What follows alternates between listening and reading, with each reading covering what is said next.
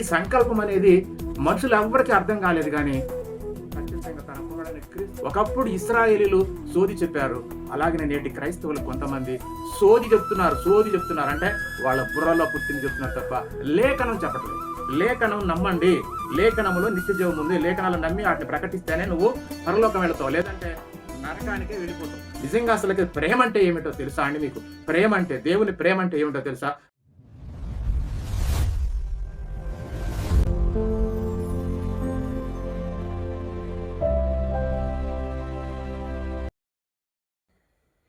సకలాశీర్వాదములకు కారణభూతుడైన దేవునికి, మన ప్రభునటువంటి యేసుక్రీస్తు యొక్క తండ్రి అయిన దేవునికి వేలాది స్తుతులు స్తోత్రములు. అలాగనే ఆన్లైన్ ద్వారా వాక్యాన్ని చూస్తున్నటువంటి మీ అందరికీ కూడా మన ప్రభునటువంటి యేసుక్రీస్తు యొక్క నామములో మీ అందరికీ శుభములు, వందనాలు తెలియజేస్తున్నాను. ఈ దినము మరి లేఖనాల నుంచి అపార్థం చేయబడినటువంటి ఒక అంశాన్ని మనము లేఖనాల నుంచి ధ్యానిద్దాము. దయతో అందరూ మరి చక్కగా వినాలని ప్రభు పేట మనవి చేస్తున్నాను. ఎందుకంటే మరి దేవుని సంకల్పం కానీ, ఆయన ఉద్దేశం కానీ, మరి సృష్టికి కారణము ఇవన్నీ దేవుని సంకల్పము అది అర్థం కాక మరి అనేక విధాలుగా దేవుని సంకల్పానికి పూర్తిగా వ్యతిరేకంగా భిన్నంగా ఈ రోజున సువార్త జరుగుతుంది. మరి లేఖనాలలో ఏది ఉందో, దేవుడు ఏది రాయించి పెట్టాడో ఆ విషయాలన్నీ కూడా మనం మర్చిపోయి మన మతిలో పుట్టినటువంటి ఆలోచనల ప్రకారంగా మరి లేఖనాలకు మన మతిని జోడించి మన బుద్ధి ప్రకారంగా మనం బోధిస్తున్నాం. కానీ లేఖనాలలో ఏముందో చూసి బోధించడానికి మన క్రైస్తవులకు చాలా మరి ఇబ్బందికరంగా ఫీల్ అవుతున్నారు. కొన్ని లేఖనాలను మనం చూద్దాం. ఎందుకంటే దేవుడు మరి సమస్తమును మరి ఆయన జరిగించడానికి కారణం ఏమిటి, మరి ఈ లోకాన్ని ఎందుకు ఆయన ప్రేమించాడు, లోకం అంటే ఏమిటి అనేది మనకు తెలియకుండా మరి ఆయన సంకల్పంలో మనలందరినీ కూడా ప్రేమించి క్రీస్తులో ఏర్పాటు చేసుకున్నట్టుగా లేఖనాలు ఉన్నాయి. పౌలు గారు చక్కగా బోధించాడు. కాబట్టి ఆ లేఖనాలను మనం చూసుకుంటూ అసలు దేవుని ఉద్దేశము, దేవుని ప్రేమ, మరి క్రీస్తుని గురించి ఆయన చెప్పినటువంటి ముందుగా చెప్పబడ్డ లేఖనాలు ఏమున్నాయి, ఆ లేఖనాల ప్రకారంగా క్రీస్తు ఈ భూమి మీదకి వచ్చి సమస్తాన్ని జరిగించి తండ్రి అయిన దేవుని ఏ విధంగా ఆయన మహిమపరిచాడో, ఘనపరిచాడో, ప్రేమించాడో ఆ లేఖనాలన్నీ చూసినప్పుడు నిజంగా యేసుక్రీస్తు వారు ఎవరు అనేది ఖచ్చితంగా నీకు అర్థమై తీరాలి. కాబట్టి ఆ లేఖనాలను మనం ఖచ్చితంగా చూద్దాము. మొట్టమొదట ఎఫెసీయులకు రాసిన పత్రిక 1వ అధ్యాయము 4-6 వచనాలు చదివితే ఖచ్చితంగా దేవుడు ప్రేమ ఏమిటో, ఎందుకు ఈ సృష్టిని చేశాడో, క్రీస్తులో మనలందరినీ ఎందుకు ఏర్పాటు చేశాడో ఆ విషయాలు మనకు చక్కగా అర్థమవుతాయి.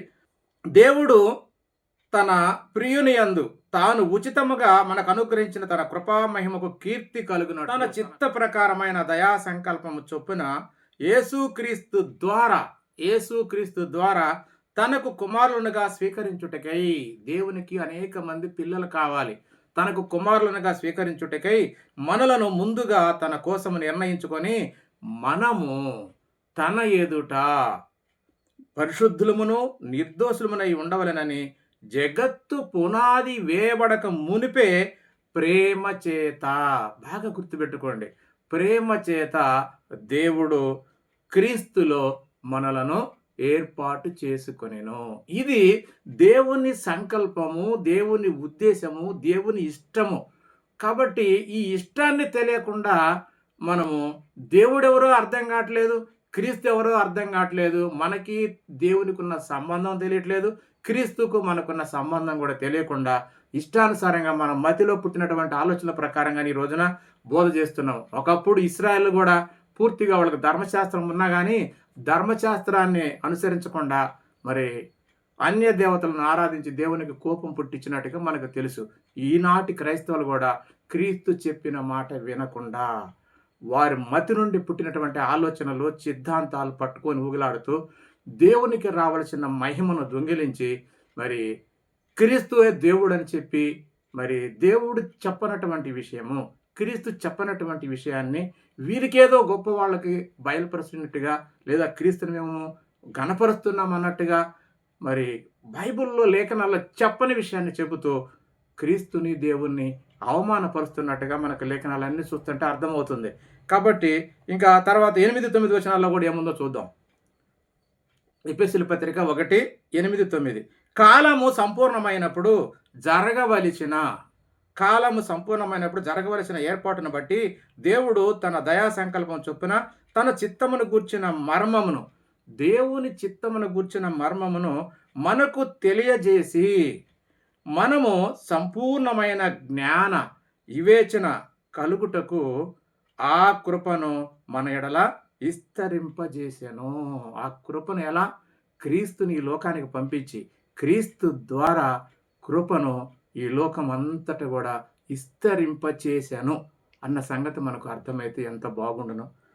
ఈ సంకల్పం బట్టి ఆయన, ఈ సంకల్పన అంటే దేవునికున్న ఈ సంకల్పన బట్టి ఆయన అంటే దేవుడు పరలోకములో ఉన్నవే గాని, భూమి మీద ఉన్నవే గాని సమస్తమును క్రీస్తునందు ఏకముగా, అంటే ఒక్కటిగా క్రీస్తునందు ఏకముగా సమకూర్చవలనని తనలో తాను, దేవుడు తనంతట తానేనండి. ఆయన ఎవరితో సంప్రదించాల, క్రీస్తుతో కానీ, పరిశుద్ధాత్మతో కానీ, దూతలతో కానీ ఎవరితో కూడా సంప్రదించకుండా తనలో తాను నిర్ణయించుకొనేను.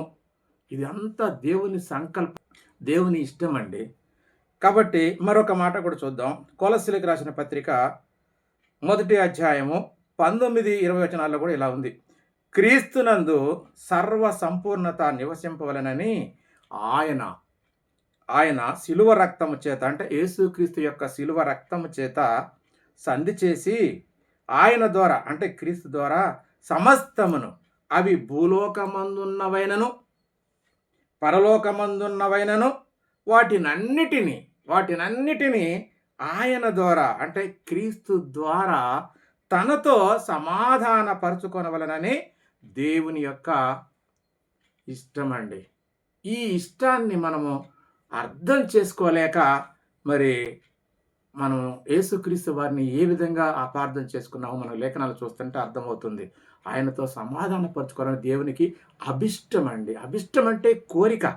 కాబట్టి ఆ దేవుని కోరికను కూడా మనం అర్థం చేసుకోలేకపోతున్నాం. అన్నిటిని కూడా సమస్తాన్ని క్రీస్తు ద్వారా తనతో ఈ లోకమంతా కూడా సమాధానం లేకుండా, ఆయన పిల్లలందరూ కూడా సమాధానం లేకుండా సాతాను పంచన చేరినప్పుడు ఆ సాతాన్ని చితకగొట్టి సిలువలో మనలందరినీ మరలా దేవునితో సమాధానపరిచిన వాడు మన ప్రభువైనటువంటి యేసుక్రీస్తు వారు. ఇది దేవుని సంకల్పంలో భాగం. కాబట్టి ప్రియమైన దేవుని వల్లారా, భూమి మీదకి దేవుడు ఎప్పుడూ రాలేదండి. ఆయన తన సేవకులైనటువంటి వారిని ఈ భూమి మీద పంపించి తన చిత్తానంతటిని కూడా కాలానుక్రమంగా ఆయా కాలాల్లో కొంతమంది వ్యక్తులని, ప్రవక్తలను, దూతలను అందరినీ వాడుకొని ఆయన సంకల్పం అంతటి నెరవేర్చుకుంటూ వచ్చాడు. ఈ దినముల అంతమంది మాత్రం తన కుమారుని ద్వారా మాట్లాడినట్టుగా మనకు లేఖనాలన్నీ చూస్తుంటే అర్థమవుతుంది. కాబట్టి ఈ సంకల్పం అనేది మనుషులు ఎవ్వరికీ అర్థం కాలేదు, కానీ ఖచ్చితంగా తన కుమారుడైన క్రీస్తుకు మాత్రం ఈ సంకల్పం అంతా దేవుని ఇష్టము, దేవుని కోరిక, దేవుని ఏర్పాటు మొత్తం ఆయనకు తెలుసు కనుకనే యేసుక్రీస్తు వారు మాత్రం ఖచ్చితంగా తండ్రి చిత్తాన్ని ముందుగానే ఎరిగిన వాడై, ఆయన గురించి మరి రాయబడినటువంటి లేఖనాలన్నిటిని గురించిన అనుభవం కలిగిన వాడై సమస్తాన్ని దేవుడు ఉద్దేశించిన దాన్ని మొత్తాన్ని కూడా జరిగించినట్టుగా మనకు లేఖనాలన్నీ చూస్తుంటే మనకు అర్థమవుతుందండి. మనము చూద్దాము. ఎందుకంటే ఒక్క యేసుక్రీస్తు వారికి మాత్రమే మరి దేవుని యొక్క సంకల్పం మొత్తం తెలుసు. ఎందుకంటే ఆయన పరలోకము నుండి వచ్చినవాడు, తండ్రి దగ్గర అన్ని చూశాడు, తండ్రి చెప్పినవన్నీ విన్నాడు. తండ్రి ఏదైతే ఈ భూమి మీద ఆయన చేయాలో అటన్నిటిని కూడా లేఖనాలన్నిటిని ముందుగానే తన ప్రవక్తల ద్వారా రాయించాడు. కాబట్టి ఆ వచనాల యొక్క, లేఖనాల యొక్క ప్రవచన భావము క్రీస్తు వారికి తెలుసు గనకనే ఆయన మరి ఈ లోకంలో వచ్చిన తర్వాత తండ్రి ఉద్దేశాన్ని అంతటిని కూడా సంపూర్ణంగా నెరవేర్చినట్టుగా మనకు లేఖనాలు ఉన్నాయి. అవి చూద్దాం. ముందుగా క్రీస్తు గురించి రాయబడినటువంటి యెషయా గ్రంథము 53వ అధ్యాయము 11వ వచనం చూడండి. నీతిమంతుడైన నా సేవకుడు. ఎవరండి ఈ సేవకుడు? యేసుక్రీస్తు వారండి. ఏమంటున్నాడు యేసుక్రీస్తు వారిని? యెషయా గారి ద్వారా దేవుడు పలుకుతున్నాడు. ఎవరట నీతిమంతుడు? ఆయన సేవకుడు ఎవరు? యేసుక్రీస్తు వారండి. యేసుక్రీస్తు వారే నీతిమంతుడైన దేవునికి సేవకుడు అన్న సంగతి ఇక్కడ చెప్తున్నాడు. నీతిమంతుడైన నా సేవకుడు జనుల దోషములను భరించి తనకున్న అనుభవ జ్ఞానము చేత అంటే తనను గురించి తనకున్న జ్ఞానం అండి. ఆయన గురించి ఆయన ఏమి చేయాలో, ఈ లోకంలోకి ఎందుకు వచ్చాడో అవన్నీ ఆయన గురించి తనకు తెలుసు గనకనే తనకున్న అనుభవ జ్ఞానము చేత అనేకులను నిర్దోషులుగా చేయును అని ఇది క్రీస్తుకు పూర్వము 700 సంవత్సరాలకు ముందుగానే యెషయా గారి ద్వారా దేవుడు చెప్పినటువంటి మాట. తర్వాత వచనం కూడా చూద్దాం. 12వ వచనం, ఏలయనగా మరణము నొందినట్లు అతడు తన ప్రాణమును ధారబోసెను. ఈ లోకంలో మరణము నొందింది ఎవరండి? యేసుక్రీస్తు వారు కాదా? అది మనకు తెలియదా? ఏలయనగా మరణం నొందినట్లు అతడు తన ప్రాణమును ధారపోచెను. అతిక్రమములను చేయువారిలో ఎంచబడిన వాడాయను. అనేకుల పాపమునైన భరించుచు తిరుగుబాటు చేసిన వారిని గూర్చి విజ్ఞాపన చేశాను. ఎవరండి ఈ లోకంలో మరి తాను కొట్టి చంపుతుంటే కూడా మరి వీరేమి చేస్తున్నారో ప్రభు వీరిని క్షమించు అని విజ్ఞాపన చేసి దేవునికి ప్రార్థన చేసినటువంటి వ్యక్తి ఎవరైనా ఉన్నారా? కొడుతుంటే చంపుతుంటే అలా మాట్లాడారు మన ప్రభునటువంటి యేసుక్రీస్తు వారు కాదా? ఇది మనకు తెలిసిన విషయం కాదా? చూడండి లేఖనాల్లో మరి ఆయన గురించినటువంటి మరి జ్ఞానం ముందుగానే తెలిసి ఆ లేఖనాలన్నీ క్రీస్తు వారికి ముందుగా తెలిసినవి కనుకనే ఈ భూమి మీద ఆయన సువార్త చెబుతూ నేను ఎందుకు వచ్చానో అనే విషయాన్ని కూడా ఆయన చక్కగా మరి సువార్తల్లో తెలియజేసినటువంటి మాటలు మనం చూద్దాము. మార్కు గారు రాసినటువంటి సువార్త 10వ అధ్యాయం 45వ వచనం చూడండి. మనుష్య కుమారుడు పరిచారము చేయుటకును అనేకులకు ప్రతిగా విమోచన క్రయధనముగా తన ప్రాణము ఇచ్చుటకు వచ్చినను. యేసుక్రీస్తు వారు ఎందుకు వచ్చాడండి? ఆయన చెప్పాడు, మనుష్య కుమారుడు అనేకులకు ప్రతిగా మరి విమోచన క్రయధనముగా తన ప్రాణము ఇచ్చుటకు వచ్చనని చెప్పాడట. ఎందుకు? ఆయనకు తెలుసు ఆయన గురించి రాయబడింది ఏంటి, ఆయన గురించి దేవుడు ఉద్దేశం సంకల్పం ఏమిటో అంత ఎరిగిన వాడయ్యుండి ఆయన భూమి మీద ఉన్నప్పుడు చెప్పాడు. ఆ తండ్రి చిత్తాన్ని భూమి మీద నెరవేర్చినట్టుగా మనకు లేఖనాలు అన్నీ ఉన్నాయి. కాబట్టి మరి తిరుగుబాటు చేసిన వారిని గురించి విజ్ఞాపన చేశాడని చెప్పి ఇప్పుడు మనం చదువుకున్నామే యెషయా గ్రంథము 53:12వ వచనంలో. ఆ మాట లూకాసు వార్తలో మరి ఆయన అన్న మాట చూద్దాం. లూకాసు వార్త 23వ అధ్యాయం 34వ వచనం. యేసు, తండ్రి వీరేమి చేయుచున్నారో వీరెరగరు కనుక వీరిని క్షమించమని చెప్పాను. యేసుక్రీస్తు వారు కదండి, ఆయన్ని చంపుతున్నా, ఆయన్ని పొడుతున్నా, ఆయన్ని కొడుతున్నా, హింసిస్తున్నా కూడా వీరేమి చేస్తున్నారో వీరు ఎరగరు ప్రభువా, వీరిని క్షమించు అని చెప్పి తిరుగుబాటు చేసినటువంటి ఆ రోజు ఇశ్రాయేలులందరిని కూడా క్షమించమని తండ్రిని విజ్ఞాపన చేసిన వాడు మన ప్రభునటువంటి యేసుక్రీస్తు వారు కాదా? కాబట్టి ప్రియ సహోదరులారా, యేసుక్రీస్తు వారికి మరి అన్ని అనుభవం ఉంది కనుకనే మరి ఆయన దేవుని గురించి ఏమి చేయాలో, ఆయన గురించి ముందుగా దేవుడు ఏది రాయించాడో, ఏ పని చేయాలని, ఏ కార్యాలు చేయాలని ఉద్దేశించి ఆయన ఈ భూమి మీదకు పంపించాడో అవన్నీ యేసుక్రీస్తు వారికి తెలుసండి. కాబట్టి ఆయన తండ్రిని ఎక్కడ కూడా అవమానపరచలేదు. తండ్రి చెప్పినట్టుగా చేసి సమస్తాన్ని జరిగించినట్టుగా మనకు లేఖనాలన్నీ చూస్తుంటే అర్థమవుతుంది. కానీ ఆయనకైతే అర్థమైంది. కానీ నాటి ఇశ్రాయేల్కి కానీ నేటి క్రైస్తవులకు కొంతమందికి, మెజారిటీ పీపుల్ అంటే 90% మందికి ఖచ్చితంగా అర్థం కాలేదనే చెప్పొచ్చండి. ఎందుకంటే అర్థం కావాలి ఏమంటారంటే క్రీస్తుని పట్టుకొని దేవుడని, తండ్రి అని, సృష్టికర్తని, ఆరాధన దైవం అని, మహాదేవుడని పిచ్చి పిచ్చి మాటలు మాట్లాడుతున్నారండి. అవి ఎక్కడ కూడా క్రీస్తుకు సంబంధించిన మాటలు కానే కావు. ఈ విధంగా మరి క్రీస్తును దేవుని కుమారుడికి అంగీకరించకుండా దేవుడని, సృష్టికర్తని, మహాదేవుడని, దేవుని గురించి పరిపూర్ణంగా చెప్పినవాడు యేసుక్రీస్తు వారు. నా తండ్రి పరలోకంలో ఉన్నాడు, ఆయన నాకంటే గొప్పవాడు, ఆయన నన్ను పంపాడు, ఆయన పంపితే నేను వచ్చానని చెప్పి ఇన్ని మాటలు చెప్తుంటే ఆయన మాటలు కాదని సోది చెప్పడానికి మన వాళ్ళు పూనుకుంటున్నారు. క్రైస్తవులందరూ సోదే చెప్తున్నారు. ఒకప్పుడు ఇశ్రాయేలు సోది చెప్పారు, అలాగనే ఇప్పుడు క్రైస్తవులు కూడా సోది చెప్తున్నారు. సోది అంటే ఏమిటో తెలుసా? చెప్పిన దాన్ని వినకుండా, ఆజ్ఞాపించిన దాన్ని చెప్పకుండా వీళ్ళు సొంత ఆలోచనతో చెబితే దాన్ని ఏమంటారంటే బైబిలే చెబుతుంది అది సోది అని. చూడండి, ఒక సందర్భంలో మరి మొట్టమొదటి ఇశ్రాయేలుకి రాజు అయినటువంటి సౌలు ఆయన అమ్మోనీయులు మొత్తాన్ని చంపమంటే ఆయన చంపకుండా గొర్రెల్ని మరి ఎడ్డులను తీసుకొచ్చి ఆయనకు బలిస్తానంటాడు. తెప్పించిన దాన్ని మొత్తాన్ని చంపేయమన్నాడు అంతే. కానీ వాటిని తీసుకొచ్చాడ దేవునికి బలి ఇవ్వాలని చెప్పి వీళ్ళు తీసుకొచ్చినప్పుడు ఏమంటున్నాడు చూడండి, ఒక మాట చూద్దాము. 1 సమూయేలు గ్రంథము 15వ అధ్యాయము 22వ వచనం. అందుకు సమూయేలు దేవుడు సెలవిచ్చినటువంటి ఆజ్ఞను ఒకడు గైకొనుట వలన యెహోవా సంతోషించినట్లు, మాట గైకొనుట వలన యెహోవా సంతోషించినట్లు ఒకడు దహన బలులను అర్పించుట వలన ఆయన సంతోషించునా అని ప్రశ్నిస్తున్నాడు. సంతోషించునా? ఆలోచించము. బలులు అర్పించుట కంటే ఆజ్ఞను గైకొనుటయు, పొట్టేళ్ల కొవ్వు అర్పించుట కంటే మాట వినుటయు, పొట్టేళ్ల కొవ్వు అర్పించుట కంటే మాట వినుటయు శ్రేష్టము. తిరుగుబాటు చేయుట సోదె చెప్పుటయను పాపముతో సమానము. తిరుగుబాటు అంటే ఏదైతే చెప్పలేదో దేవుడు అది చెప్పితే తిరుగుబాటు అన్నాడు. తిరుగుబాటు అంటే తిరుగుబాటు చేయుట సోది చెప్పుటయను పాపముతో సమానము. నేటి క్రైస్తవులు, ఒకప్పుడు ఇశ్రాయేలీలు సోది చెప్పారు, అలాగనే నేటి క్రైస్తవులు కొంతమంది సోది చెప్తున్నారు అంటే వాళ్ళ బుర్రలో పుట్టింది చెప్తున్నారు తప్ప లేఖనం చెప్పట్లేదు. లేఖనాల్లో క్రీస్తుని గురించి ఏమి రాయబడింది, క్రీస్తు ఏమి చేశాడు, సమస్తం కూడా లేఖనాలలో ముందుగా క్రీస్తు చేసినవన్నీ కూడా లేఖనాలలో రాయబడి ఉంది. అందుకనే ఆయన 5వ అధ్యాయం 37 అంటాడు, లేఖనముల యందు నిత్య జీవం ఉందని మీరు పరిశోధిస్తున్నారు కదా, ఆ లేఖనాలే నన్ను గురించి సాక్ష్యం ఇస్తున్నవి అంటాడు. కాబట్టి లేఖనాలు చూడండి అయ్యా, లేఖనాలు చూడండి. లేఖనాలు చూసి అర్థం చేసుకుంటే నిత్య జీవం ఉంటుంది.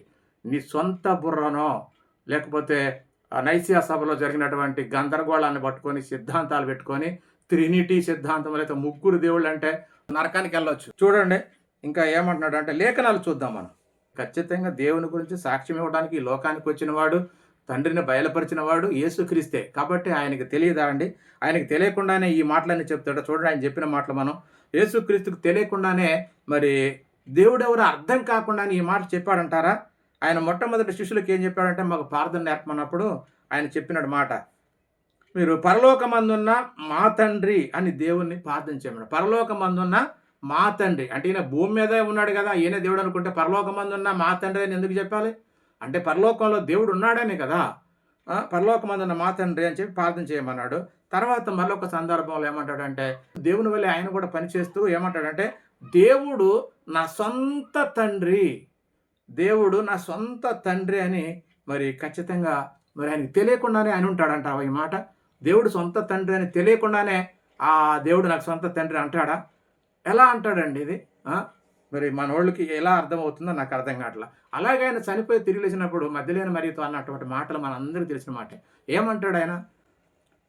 నా దేవుడును మీ దేవుడును, నా తండ్రియు మీ తండ్రి అయినటువంటి వాని యొద్దకు నేను ఎక్కిపోతున్నా, కాబట్టి నువ్వు వెళ్ళి నా శిష్యులతోటి మన సహోదరులతో చెప్పమని చెప్పి అంటాడు. అంటే చనిపోయిన తర్వాత కూడా ఆయన మరి నా తండ్రి మీ తండ్రి, నా దేవుడు మీ దేవుడు అంటున్నాడు. అంటే తెలియకుండానే అంటున్నాడు అంటారా?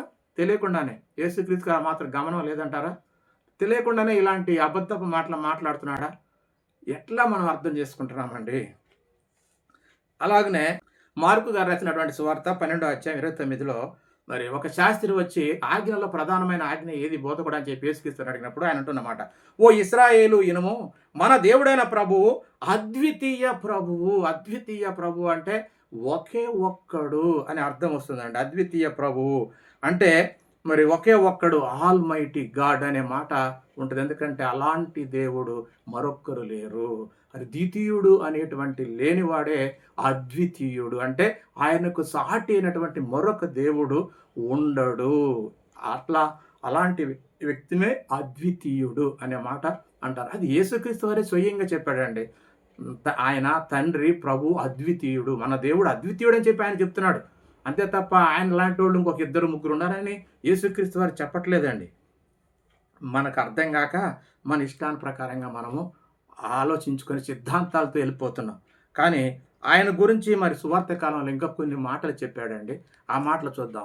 యేసుక్రీస్తు వారు ఏమని ఆయన నమ్మాలి, ఆయన విశ్వసించాలనే మాటలు కొన్ని శిష్యుల ఎదుట ఆయన మాట్లాడుతున్న మాటలు లేఖనాల ప్రకారం చూద్దాం. లేఖనాల ప్రకారంగానే చూద్దాం. యోహాను గారు రాసినటువంటి సువార్త 13వ అధ్యాయం 13వ వచనం. యోహాను సువార్త 13వ వచనం. బోధకుడనియు ప్రభువనియు మీరు నన్ను పిలుచుచున్నారు. ఇక్కడ మళ్ళా ప్రభు అనగానే ఇదిగో ప్రభు అయిన దేవుడు అనగానే ఇదిగో ప్రభు, ఈయన కూడా ప్రభు అనుకుంటున్నారు.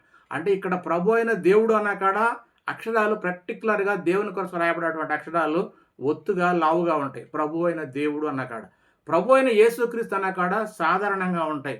ప్రభు అయిన యేసుక్రీస్తు దగ్గర వాడినటువంటి ప్రభు అనే మాటకు, దేవుడైన ప్రభు అన్న మాటకు అక్షరాలు వ్యత్యాసం కనపడుతుంది. ఆ ప్రభువుని ఈ ప్రభువుని కలపొద్దు. దేవుడైన ప్రభువు వేరు, యేసుక్రీస్తు ప్రభువు వేరు. కాబట్టి ఈ రెండిటిని మనం జాగ్రత్తగా ఆలోచించాలి. కాబట్టి ఇక్కడ ఏమనంటే, బోధకుడనియు ప్రభు అనియు మీరు నన్ను పిలుచుచున్నారు. నేను బోధకుడును ప్రభువును. బోధకుడును ప్రభువును అంటే, ప్రభువు అంటే రాజు, దేవుడు ఏర్పాటు చేసినటువంటి రాజు. దేవుడైతే తనంతట తానే రాజు, ఆయన ఎవరు కూడా ఏర్పాటు చేయరు. కానీ దేవుడు ఏర్పాటు చేసినటువంటి రాజుని ఏమంటారంటే ప్రభువు అని అంటాడు. అందుకనే నేను బోధకుడును ప్రభువును కనుక మీరిట్లు పిలుచుట న్యాయమే. నన్ను బోధకుడని ప్రభువుని పిలుచుట న్యాయం, రైటు, కరెక్టే అంటున్నాడు. అది రైటే. కానీ కాబట్టి ప్రభువును బోధకుడునైన నేను మీ పాదములు కడిగిన ఎడల మీరును ఒకరి పాదములు ఒకడు కడగవలసినదే. అంటే ఒకరికి ఒకరు లోబడి ఒకరి పాదాలు ఒకరు కడుక్కోవాలి. అంటే ఒకరికి ఒకరు లోబడి ఉండుడనే మాట ఖచ్చితంగా మనకు అర్థం కావాలి. 16వ వచనం చూడండి. ఇక్కడ ఇది చాలా ఇంపార్టెంట్ వచనం. ఇది కూడా మనకు అర్థమైతే మరి దేవునికి క్రీస్తుకున్న వ్యత్యాసం మనకు అర్థమవుతుంది.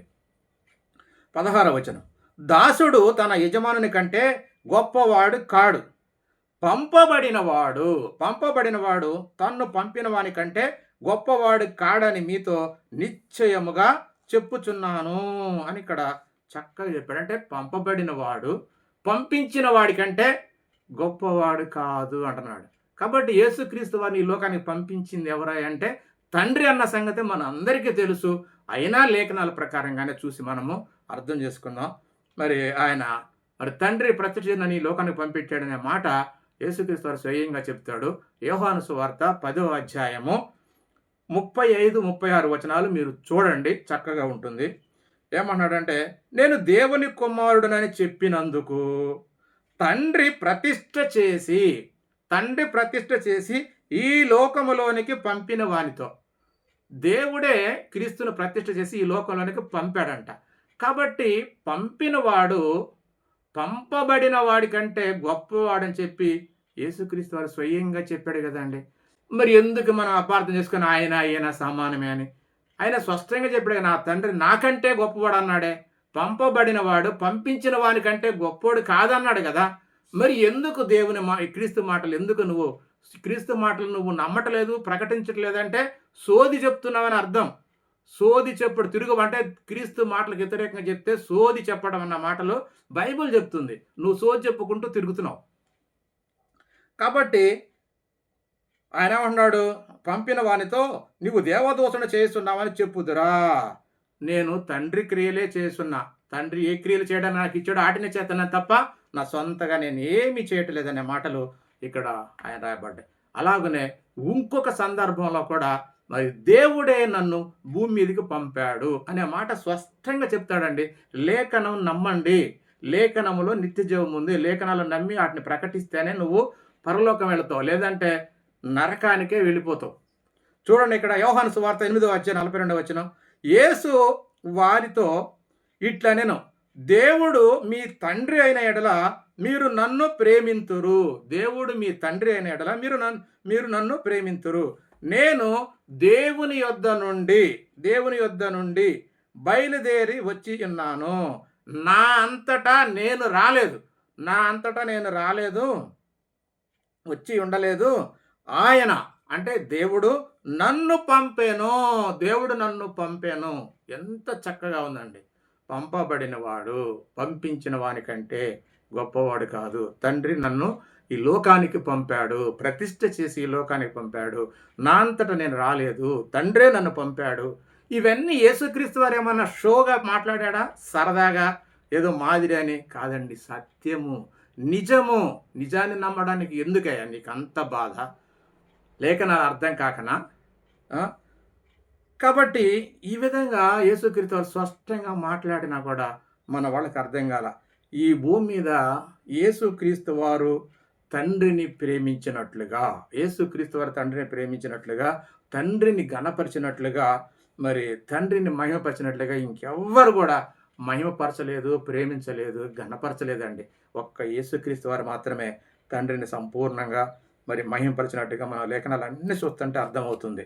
ఎందుకంటే అందుకనే యేసుక్రీస్తు వారు మరి ఈ విషయాలు తండ్రి కోరిక ఏమిటో ఎరిగినవాడు గనకనే సంపూర్ణంగా నేను తండ్రిని ఘనపరచువాడను, తండ్రిని మహిమపరచువాడని చెప్పి ఆయన చెప్పిన లేఖనాలు మనం చూస్తే చక్కగా అర్థమవుతుంది.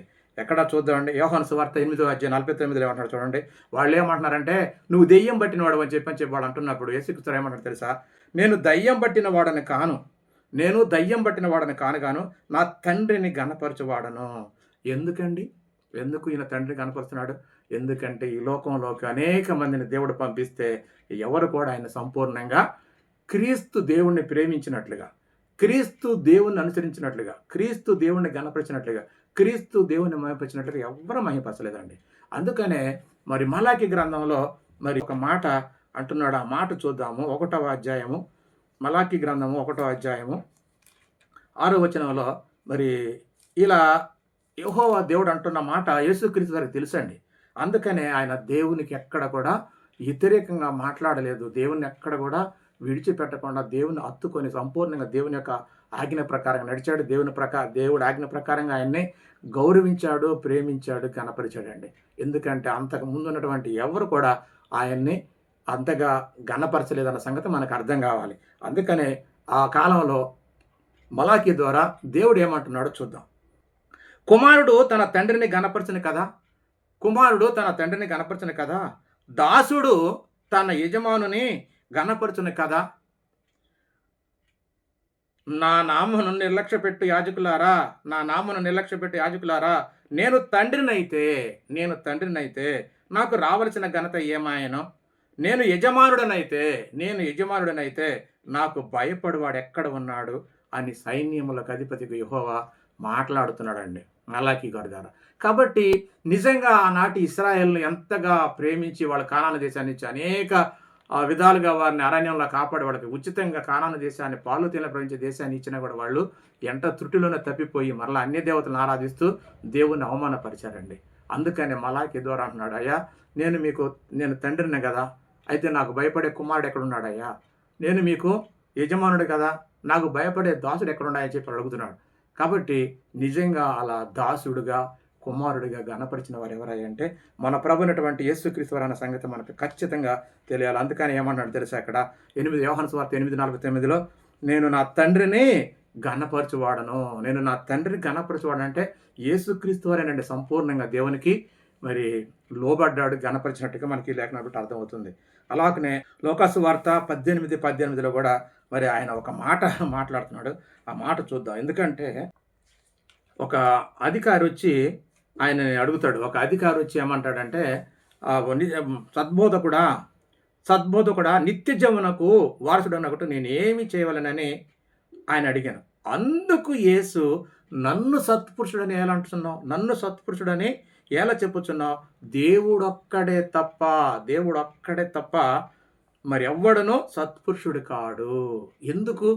దేవుని కంటే నాకు మహిమ రాకూడదు, దేవుని కంటే నేను గొప్పగా హెచ్చించబడకూడదని చెప్పి దేవుడు ఒక్కడే సత్పురుషుడు, నాకు రావద్దు ఆ మాట అని చెప్పి యేసుక్రీస్తు వారు తనను తాను తగ్గించుకుంటూ దేవుణ్ణే ఘనపరిచాడు తప్ప దేవునికి రావాల్సిన మహిమను ఆయన ఎక్కడా దొంగిలించలేదండి. అందుకని నిజంగా ఆయన దేవునికి సేవకుడుగా మరి దేవుడే సెలవిచ్చినట్టుగా కొన్ని మాటలు ఉన్నాయి. మనం ఆ మాటలు కూడా చూద్దాము. ఇంకా మరి ఆయన ఎందుకంటే దేవుని గురించి పరిపూర్ణ జ్ఞానం ఆయనకు తెలుసా అండి. యోహాను సువార్త 8వ అధ్యాయము 8:55 కూడా అంటాడు, నేను తండ్రిని వెరుగుదును, నేను ఎరగనని చెబితే మీకులాగా నేను కూడా అబద్ధికుడిని అవుతాను అంటున్నాడు. కాబట్టి నేను తండ్రిని ఎరుగుదును అంటే తండ్రి గురించినట్టు పరిపూర్ణ జ్ఞానము నాకు తెలుసు, తండ్రి ఆజ్ఞ ప్రకారంగానే నేను ఈ లోకానికి వచ్చాను. కాబట్టి నేను తండ్రిని ఘనపరిచేవాడినే తప్ప నేను తండ్రికి రావాల్సిన ఘనతను నేను పొందుకోను అన్న సంగతి యేసుక్రీస్తు వారు స్పష్టంగా మరి ఆయన యొక్క మాటల్లో కూడా మనం చూద్దాము. ఎందుకంటే యోహాను సువార్త 7వ అధ్యాయం 18వ వచనంలో కూడా యేసుక్రీస్తు అంటున్న మాట మనం చూస్తే మనకు చక్కగా అర్థమవుతుంది. చూద్దాం.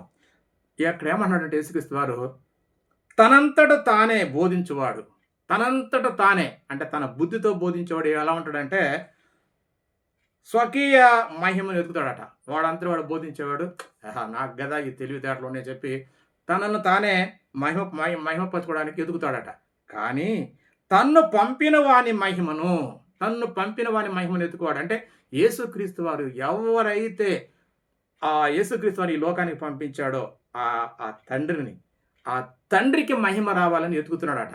తను ఎవరు పంపించారో తను పంపిన వాని మహిమను ఎతుకువాడు సత్యవంతుడు. అంటే దేవునికి మహిమ రావాలని ఆయన నిత్యము వెతుకుతున్నాడు. కాబట్టి యేసుక్రీస్తు వారు సత్యవంతుడు. ఎందుకంటే సత్యం ఏంటంటే వాక్య ప్రకారంగా ఆయన ఈ భూమి మీదకి వచ్చి ఏమేమి చేయాలో అవన్నిటినీ తూచా తప్పకుండా చేస్తున్నాడు కనుకనే ఆయన సత్యవంతుడు అనే మాట ఇక్కడ రాయబడి ఉంది.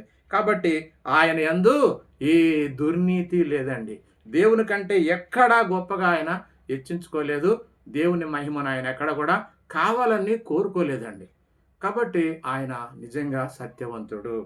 కాబట్టి ఈ విధంగా యేసుక్రీస్తు వారు మరి ఎంతగా దేవుని ప్రేమించాడో మనకు లేఖనాలన్నీ చూస్తుంటే అర్థమవుతుంది. నిజంగా అసలుకి ప్రేమ అంటే ఏమిటో తెలుసా అండి మీకు? ప్రేమ అంటే, దేవుని ప్రేమ అంటే ఏమిటో తెలుసా? లేఖనాన్ని బట్టి మనం చూద్దాం. దేవుని ప్రేమ అంటే ఏందో అర్థం కావాలి. రెండవ యోహాను పత్రిక ఒకే అధ్యాయం ఉంటుంది. 6వ వచనం చూడండి. మనం ఆయన ఆజ్ఞల ప్రకారము నడుచుటయే ప్రేమ.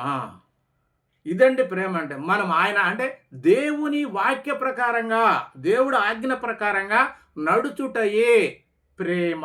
ప్రేమ అంటే ఇదండి. దేవుని ప్రేమిస్తున్నానంటే దేవుడు చెప్పిన మాటల ప్రకారంగా వినాలి, దేవుడు చెప్పిన మాటల ప్రకారంగా నడవాలి, దేవుడు చెప్పిన మాట ప్రకారంగా ప్రవర్తించి ప్రకటించి ఆయన నామాన్ని గణపరచాలి. ఇది దేవుని ప్రేమించడం అంటే.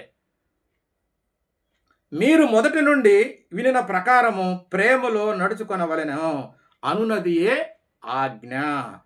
ఏమంటున్నాడు ఇంకా? మీరు మొదటి నుండి వినిన ప్రకారము ప్రేమలో నడుచుకొనవలెను అనునదియే ఆ ఆజ్ఞ. ఆజ్ఞ అంటే ఏమిటి? ఆజ్ఞ అనుసరించడమే ప్రేమ, ప్రేమలో నడుచుకొనుటయే ఆజ్ఞ. ఇది దేవుడు చెప్పినటువంటి మాటలండి. కాబట్టి ఇవన్నీ మనకు అర్థం కాకపోతే నిజంగా క్రీస్తు మనకి ఎలా అర్థం అవుతాడండి? ఇవి అర్థం కావట్లా. నిజంగా దేవుడి ప్రేమ అంటే ఏందో తెలియక లోకంలో ఉన్న ప్రేమలతోటి పోల్చున్నారు దేవుని ప్రేమను కూడా. యోహాను గారు రాసినటువంటి సువార్త 4వ అధ్యాయం 34. నన్ను పంపిన వాని చిత్తము నెరవేర్చుటయు ఆయన పని తుదముట్టించుటయు నాకు ఆహారమై ఉన్నది. అంటే నిజంగా దేవుని పని చేయడము, దేవుడు చెప్పిన పని చేయడము నిజంగా అదే ప్రేమ అండి. కాబట్టి మరి ఆయన పని చేయడమే దేవుణ్ణి ప్రేమించడం. అందుకని ఇక్కడ నన్ను పంపిన వాని చిత్తము నెరవేర్చుటయు ఆయన పని తుదముట్టించుటయు నాకు ఆహారమై ఉన్నది అన్న మాట ఇక్కడ తెలియజేశాడు.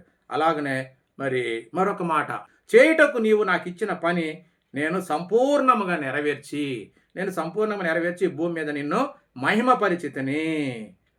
అంటే దేవుడు ఏ పని చేయడానికి క్రీస్తుని పంపించాడో ఆ పని అంతటిని కూడా సంపూర్ణంగా చేసి దేవుణ్ణి మహిమపరిచాడు. దేవుని మహిమపరచడం అంటే ఆయన చెప్పిన పని సంపూర్ణంగా చేయడమే దేవునికి మహిమ ఘనత వస్తాయండి. కాబట్టి మరి దేవుని మహిమపరచడం అంటే మనకు అర్థం కాదు, దేవుణ్ణి గణపరచడం అంటే ఇది అర్థం కాదు, దేవుని ప్రేమించడం అంటే అర్థం కాదు. దేవుని ప్రేమించడం అంటే ఆయన మాట వినడమే, దేవుని గణపరచడం అంటే ఆయన చెప్పిన పని చేయడమే, ఆయన పని పూర్తి చేయడమే గణపరచడం మహిమపరచడం అన్న సంగతి మనకు అర్థం కావాలి. కాబట్టి ప్రియ సహోదరులారా, ఒక్క యేసుక్రీస్తు వారు తప్ప మరి ఎవరు కూడా ఆయన్ని మహిమపరిచినట్టుగా మనకు సంపూర్ణంగా మహిమపరిచినట్టుగా మనం లేఖనాల్లో ఎక్కడ చూడలేము. కాబట్టి మరి తండ్రిని గురించి ఇంకా కొన్ని మాటలు మరి ఆయన చెప్పాడు. ఆ మాటలు కూడా చూద్దాము. దేవుని గురించి యేసుక్రీస్తు చెప్పిన మాటలు మత్తయి సువార్త 23వ అధ్యాయం 9-10 వచనాలు చూడండి. భూమి మీద ఎవరికైనాను తండ్రి అని పేరు పెట్టవద్దు. మనమైతే కనపడ్డ వాళ్ళందరూ దేవుడు అంటాం, మనోడు చేసే పని అదే. ఆయనేమో భూమి మీద ఎవరికి కూడా అంటే శరీరాన్ని ఇచ్చినటువంటి తల్లిదండ్రుల గురించి చెప్పట్లేదు, గురువులనే తల్లిదండ్రుల గురించి చెప్పట్లేదు, పరలోకంలో ఉన్న ఆత్మలకు తండ్రి అయినటువంటి దేవుని గురించి చెప్తున్నాడు ఆయన. ఏమంటున్నాడు ఆయన?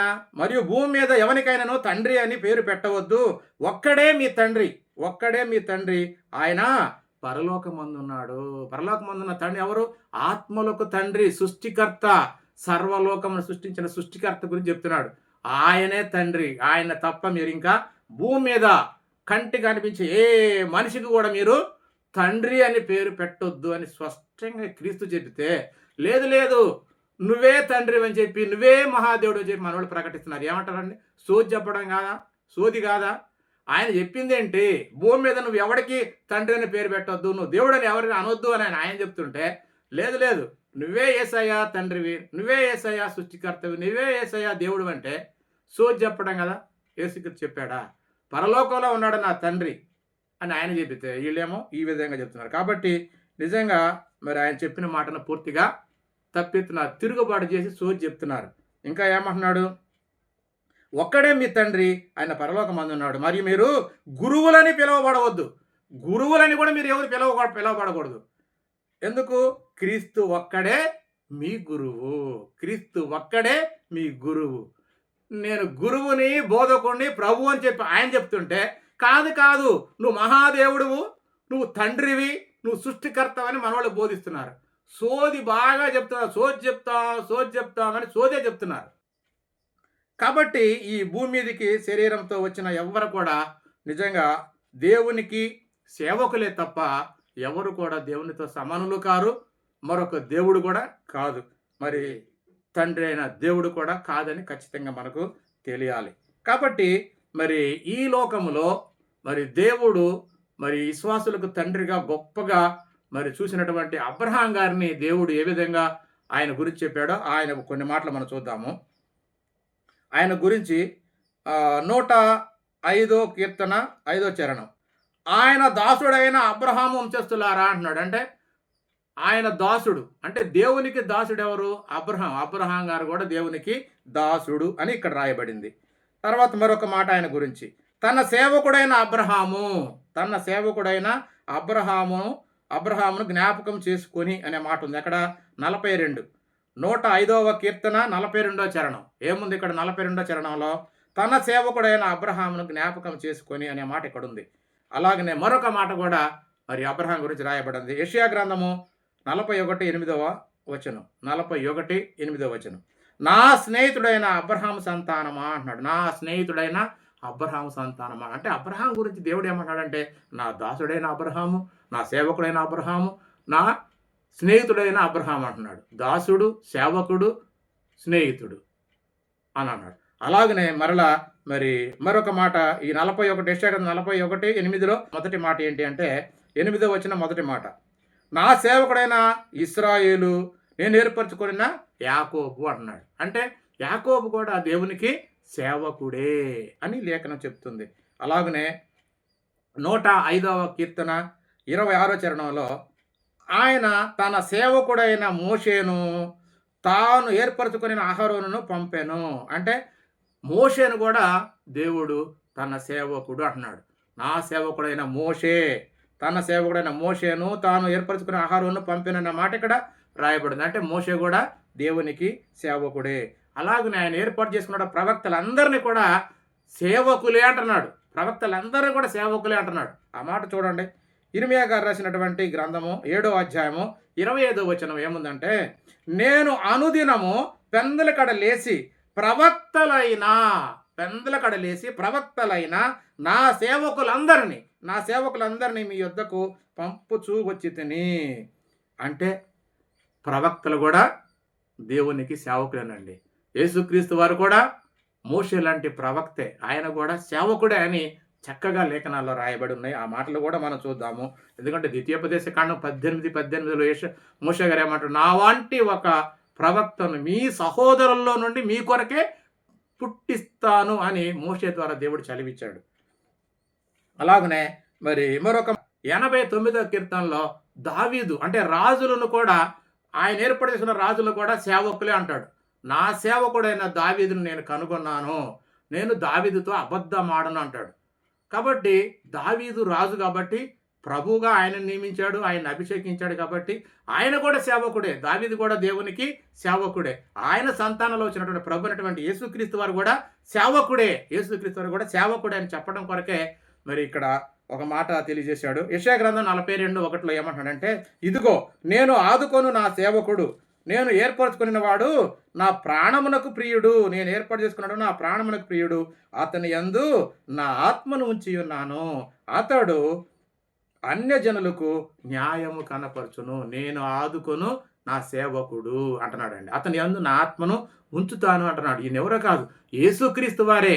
ఎందుకంటే మరి అది నెరవేర్పు మత్తయి గారు రాసినటువంటి సువార్తలో మత్తయి గారు స్పష్టంగా యెషయా గ్రంథంలో రాయబడిన 42వ అధ్యాయం 1వ వచనంలో చెప్పిన దాన్ని మరి మత్తయి గారు 12వ అధ్యాయంలో సంపూర్ణంగా దాన్ని నెరవేర్పుగా ఇక్కడ చెప్తున్నాడు. అదే యేసుక్రీస్తు వారి గురించి రాయబడింది. ఆ దేవుని సేవకుడు ఎవరో కాదు, యేసుక్రీస్తు వారు అని. చూడండి, మత్తయి గారు రాసినటువంటి సువార్త 12వ అధ్యాయము 17, 18 చదవండి. చక్కగా మీకు అక్కడ వివరణ లేఖనము అక్కడ రాయబడింది, ఇక్కడ నెరవేర్పు. ఇదిగో ఈయనే నా సేవకుడు, ఈయనను నేను ఏర్పరచుకొంటిని, ఈయన నా ప్రాణమునకు ఇష్టడైన నా ప్రియుడు, నా ప్రాణమునకు ఇష్టమైనటువంటి నా ప్రియుడు, ఈయన మీద నా ఆత్మనుంచాను, ఈయన అన్యజనులకు న్యాయ విధిని ప్రసురము చేయను. ఏమండి, అక్కడ యేసుక్రీస్తు వారి గురించి యెషయా గారు క్రీస్తుకు పూర్వం 700కు ముందు ప్రవచిస్తే దాన్ని 700 సంవత్సరాల తర్వాత మత్తయి గారి జ్ఞాపకం చేస్తున్నాడు. ఆ దేవుని సేవకుడు ఎవరో కాదు, ఆయనే ప్రభు అయినటువంటి యేసుక్రీస్తు వారు. ఈ భూమి మీదకి వచ్చిన వారందరూ కూడా, దేవుని భక్తులందరూ, దేవుని ప్రవక్తలందరూ కూడా దేవునికి సేవకులే, దేవునికి దాసులే. కానీ భూమి మీద శరీరంతో కనపడ్డ ఎవరు కూడా దేవుడు కాదండి. ఇంకొక మాట కూడా చూద్దాం. యెషయా గ్రంథం 43:10 మీరు తెలుసుకొని నన్ను నమ్మి నేనే ఆయనని గ్రహించినట్లు మీరును, అంటే ఎవరు మీరు అంటే దేవుడు ఏర్పాటు చేసుకున్నది ఎవరినాయా అంటే ఇశ్రాయేల్ ప్రజల్ని. ఐగుప్తు నుంచి వాళ్ళని తీసుకొచ్చి కానాను దేశానికి తీసుకెళ్ళి వాళ్ళకు స్వాచ్ఛంగా ఆ దేశాన్ని ఇచ్చాడు. కాబట్టి వాళ్ళు ఖచ్చితంగా దేవుడిని ఆ రోజుల్లో ఎరిగారు. కాబట్టి అందుకని ఏమన్నంటే మీరును అంటే ఇశ్రాయేల్ ఉన్నటువంటి మీరును, నేను ఏర్పరచుకున్న నా సేవకుడు అంటే యేసుక్రీస్తు వారే. యేసుక్రీస్తు కొత్త నిబంధనలో ఆ దేవుని గురించి పరిపూర్ణంగా తెలియజేయడానికి, పరిపూర్ణంగా దేవుడి గురించి చెప్పడానికి వచ్చినటువంటి వాడు యేసుక్రీస్తు వారు. ఎందుకంటే తండ్రి రొమ్మున ఉన్నటువంటి యేసుక్రీస్తు వారి ఆ తండ్రిని బయలుపరచడం మనకు తెలుసు. కాబట్టి ఆ దేవుడి గురించి చెప్పినటువంటి వారు ఎవరంటే నా సేవకుడు, నాకు సాక్షులు అంటున్నాడు. అక్కడ యెషయా గ్రంథం 10లో ఏమంటున్నాడు అంటే 43:10లో నా సేవకుడు అంటే నేను ఏర్పడుతున్న నా సేవకుడు, నాకు సాక్షులు, నా గురించి చెప్తాడు. ఆ సేవకుడు ఎవరో కాదు, ప్రభునటువంటి యేసుక్రీస్తు వారే. అది మనకు అర్థం కావాలి. నా సేవకుడు సాక్షి అంటున్నాడు. ఇంకా ఏమంటున్నాడు, నాకు ముందు ఏ దేవుడు నిర్మించబడలేదు, నా తర్వాత ఏ దేవుడు ఉండడు అనే మాట ఇక్కడ స్వయంగా చెబితే ఖచ్చితంగా యేసుక్రీస్తు వారు ఈ మాట ప్రకారంగా ఆ దేవుని గురించినటువంటి సాక్ష్యం చెప్పడానికి ఈ లోకంలోకి వచ్చి సత్యముని గురించి సాక్ష్యం ఇచ్చడానికి నేను అందుకే ఈ లోకానికి వచ్చాను, పరలోకంలో పుట్టాను, ఈ లోకానికి వచ్చాను అనే మాటలో ఆయన చెప్తాడు. ఆ మాట చూద్దాము. పిలాతు దగ్గర యేసు మాట్లాడుతున్నట్టు మాట యోహాను సువార్త 18వ అధ్యాయం 37-38 చూడండి. అందుకు పిలాతు నీవు రాజువా అని ఆయనను అడగగా యేసు నీవు అన్నట్టు నేను రాజునే, సత్యమును గురించి సాక్ష్యం ఇచ్చుటకు నేను పుట్టి తిని, ఇందు నిమిత్తమే ఈ లోకమునకు వచ్చి తిని అని స్పష్టంగా తండ్రి గురించి, నా తండ్రి పరలోకంలో ఉన్నాడు, ఆయన పంపగా నేను వచ్చాను, ఈ సమస్తమునకు ఆయనే మరి సృష్టికర్త, ఆయనే నన్ను ఈ లోకానికి పంపించాడని చెప్పి ఆ తండ్రి గురించి పరిపూర్ణంగా చెప్పినవాడు యేసుక్రీస్తు. కాబట్టి భూమి మీద ఎవరికి కూడా తండ్రి అని పేరు పెట్టొద్దయా, మనందరికి తండ్రి ఒక్కడే, ఆయన పరలోకంలో ఉన్నాడు. ఆయన దగ్గరికి నేను వెళ్తున్నాను చెప్పి చనిపోయి తిరిగి లేచిన తర్వాత మరి అక్కడికి వెళ్ళేటప్పుడు మగ్దలేనే మరియకి చెప్పాడు. అలాగే ప్రార్థనలో కూడా తండ్రి నీ చిత్తమంతా నేను నెరవేర్చా, కాబట్టి మరలా నేను ఈ భూమి మీదకి రాకముందు నీ యొద్ద నాకు మహిమ ఉన్నది, అదే మహిమతో నన్ను మహిమపరచని చెప్పి దేవుణ్ణి ప్రార్థించినట్టుగా కూడా మనకు యోహాను సువార్త 17:5 మనకు చక్కగా ఉంటుంది, మీరు చదవండి. కాబట్టి యేసుక్రీస్తు వారు చక్కగా మరి ఆయన గురించి సాక్ష్యం ఇచ్చాడు. దేవుడు కూడా సాక్ష్యం ఇస్తాడని చెప్పాడు, యేసుక్రీస్తు వారు సాక్ష్యం ఇచ్చాడు. అలాగనే అపోస్తులు కూడా మరి క్రీస్తు వారు దేవునికి సేవకుడు అనే మాటలు మరి వాళ్ళు కూడా బయలుపరిచారు, వాళ్ళు కూడా తెలియజేశారు. కాబట్టి ఆ మాట చదువుకుని మనం ముగించుకుందాము. అపోస్తుల కార్యాచరణ 3వ అధ్యాయం 13వ వచనం ఏముంది?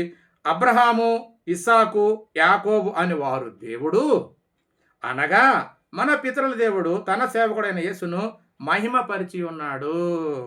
తన సేవకుడైన యేసును అంటే దేవుడు తన సేవకుడైన యేసును మహిమపరిచి ఉన్నాడు. ఎలా? మృతుల్లో నుండి లేపి ఆయనకు సర్వాధికారాన్ని ఇచ్చి తన కుడి పార్శ్వన కూర్చుండబెట్టుకొని మహిమపరిచాడు. అదే విషయాన్ని ఇక్కడ పేతురు గారు తెలియజేస్తున్నాడు. అలాగనే 4వ అధ్యాయము 27-28 వచనాల్లో ఇలా అంటున్నాడు. దేవుని సంకల్పం అంతయు క్రీస్తు ద్వారానే జరగాలని దేవుని సంకల్పం మనం ఫస్ట్లో చదువుకున్నాం, ఎఫెసీ పత్రికలో చదువుకున్నాం. తనలో తాను నిర్ణయించుకున్నాడు. అన్నీ కూడా క్రీస్తు ద్వారానే, మరి పరలోకంలో ఉన్నాయి, భూమి మీద ఉన్నాయి, అన్నిటిని కూడా క్రీస్తు ద్వారా సమాధానపరచుకోవాలని దేవుని యొక్క అభిష్టం. అందుకనే ఆ సంకల్పం ప్రకారంగానే మరి ఇక్కడ అదే విషయాన్ని అపోస్తులు కూడా సాక్ష్యం ఇస్తున్నారు. ఏమిటంటే, ఏవి జరగవలనని నీ హస్తమును నీ సంకల్పమును ముందు నిర్ణయించెనో వాటి అన్నిటిని చేయుటకు నీవు అభిషేకించిన నీ పరిశుద్ధ సేవకుడైన యేసునకు, నీ పరిశుద్ధ దేవుడైనా కాదండి, నీ పరిశుద్ధ సేవకుడైన యేసుకు విరోధముగా మరి హేరోదును పొంతి పిలాతును అన్ని జనులతోనూ ఇశ్రాయేలుతోనూ ఈ పట్టణమందు నిజముగా కూడుకొనిరి అంటున్నారు. కాబట్టి యేసుక్రీస్తు వారు దేవునికి సేవకుడు, దేవుడు ఏర్పాటు చేసిన ప్రభువు, రాజే గాని దేవుడు కాదు.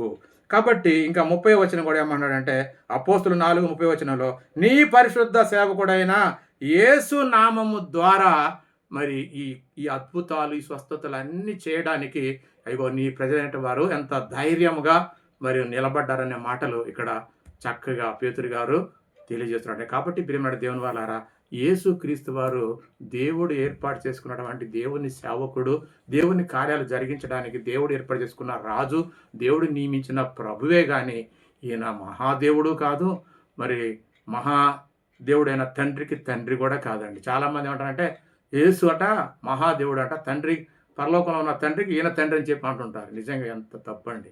కాబట్టి సహోదరులారా, మరి మీకు లేఖనాలను బట్టే మనము క్రీస్తును మరి దేవుని సేవకుడుగాను, దేవుడు ఏర్పాటు చేసిన రాజుగాను, ప్రభుగాను మనం నమ్మాలి తప్ప దేవుడు అని కాదు. దేవుడు ఒక్కడే, ఆయనే మనందరికీ తండ్రి, సకల శరీరాత్మలకు ఆయనే దేవుడు, ఆయనే తండ్రి. కాబట్టి ఆ తండ్రిని యేసుక్రీస్తు ద్వారా ప్రతి విషయంలోనూ ఆయన గణపరచాలి, మహిమపరచాలి, స్తుతించాలన్నది దేవుని యొక్క ఆజ్ఞ. కాబట్టి ఆ ఆజ్ఞను క్రీస్తు మేరలేదు, మనము కూడా మేరొద్దు. అపోస్తులు అదే ప్రకారంగా నడిచారు, మనం కూడా అలాగే నడవాలని ప్రభుపేట మనం చేసి నేను ముగిస్తున్నాను. అందరికీ వందనాలు, దేవునికి స్తోత్రం. ఈ వాక్యము అందరి ఎన్నికడో ఫలించును గాక. ఆమేన్.